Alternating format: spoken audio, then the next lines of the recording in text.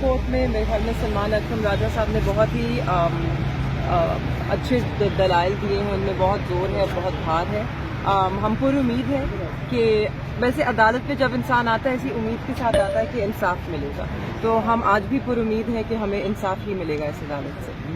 और शाह साहब से आपकी मुलाकात होती रहती है, शाह साहब कितने इस वक्त पुरुमीद हैं बाहर निकलने के लिए, और क्या उनका जोश और जज्बा कैसा है जेल के अंदर?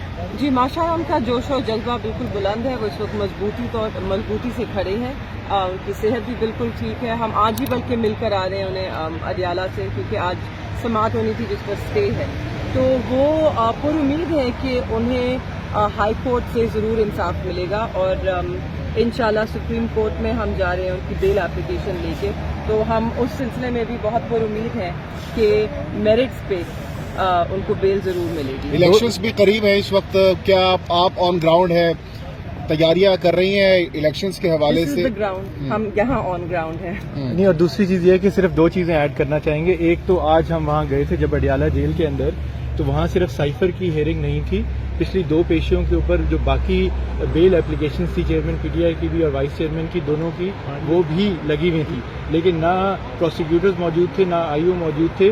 तो जहाँ साइफर के केस को तो बहुत जल्दी से चलाने की कोशिश हो रही है, वहाँ पे ही जहाँ उनकी बेल्स की रेस्टोरेशन के